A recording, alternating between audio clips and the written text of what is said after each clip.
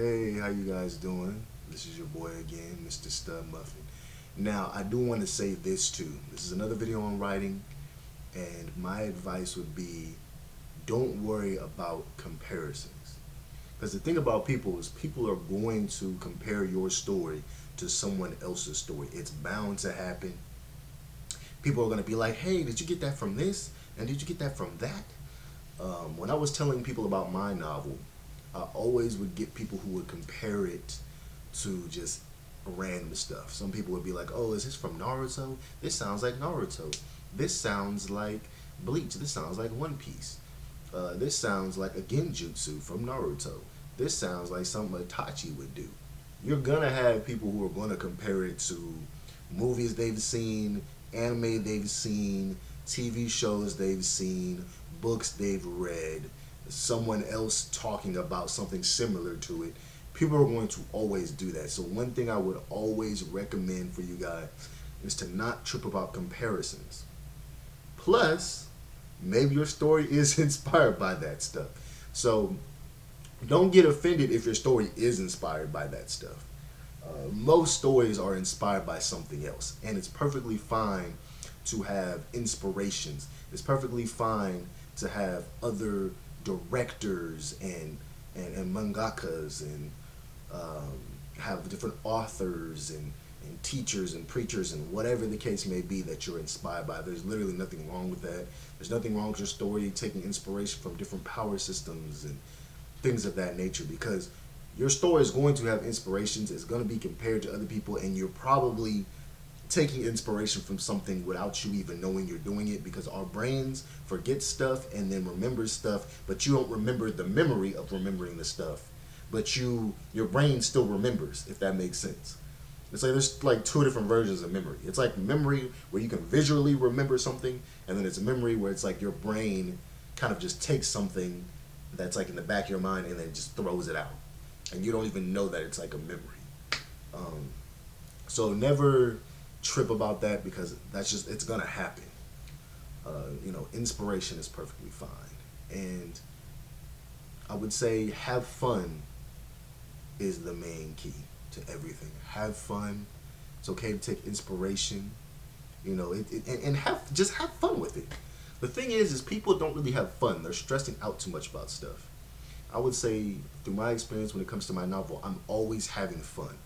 The reason why I'm always constantly, consistently having fun is because I love the characters in my story.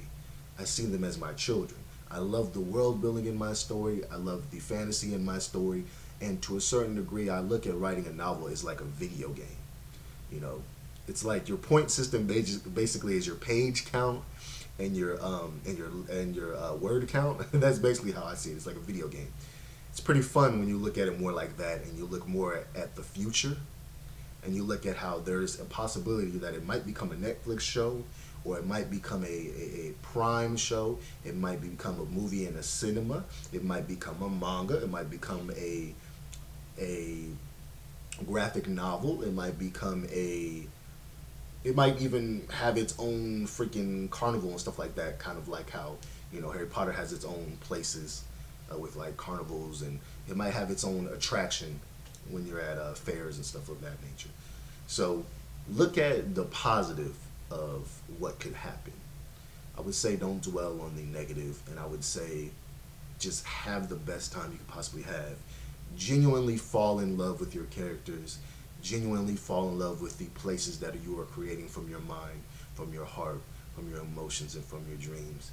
And remember to always love the investment that you're putting in. You have to love the investment. You have to see your goals, visualize them, put them into action, and think of the future. And that's what I do.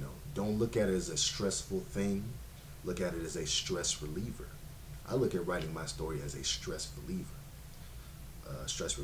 That's why writing my story is it's not an irritating thing. It doesn't feel like a job. And that's a problem that most people have, is that most people see everything as a job.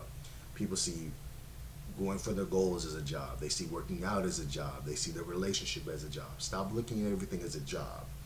Look at things as having fun. Look at things as being enjoyable. Look at the brighter side of things. Look at the positive side of things. And that goes with your writing. And another thing I would say is remember to always have as many quotable lines in your writing as possible. You really want to make your world feel for one, you want to make your world feel good. Okay, you want people to read the pages of your story and just feel like they're eating a piece of cake, or drinking their favorite milkshake, or eating their favorite food. You want your story to have that good feeling, just that delicious. You want your story to have that feeling to it. So you really want your story to a certain degree to be poetic. Um, you know, Before a character dies, there should be some last famous lines that they say. When a character is introduced, there should be some famous lines. You should have your own legends, or take from old legends, Japanese folklore, Mexican folklore, Roman folklore, fairy tales. Take stuff from that and make your own your reimagining of those things, and create your own fairy tales for your story. Create your own songs. Create your own poetry. Create your own races in different places and faces. Create your own different types of living environments that your characters breathe and smell. Make up new smells. Make up new words and phrases. Make up anything that your mind can create, because your mind is endless. So you want to create as much things as you can and have fun doing it. And I really would say don't put too many rules on your story, because you don't want to have all these restrictions. See, I go back to One Piece. One Piece is good because One Piece doesn't have a bunch of restrictions. Oda's not thinking about all these restrictions. He's thinking of all the stuff that he likes, and he's making a story out of it. And that's what I think you guys should do. Like, comment, subscribe if you like my content. Peace, love, positivity. I'll pray for you guys. I love you guys. Take care. Please stay safe. If you live where I live, be careful with the storms. There's always a lot of storms going on. And remember to follow your dreams. And hopefully you got some goodness from what I'm talking about. Hopefully you guys have got something out of this.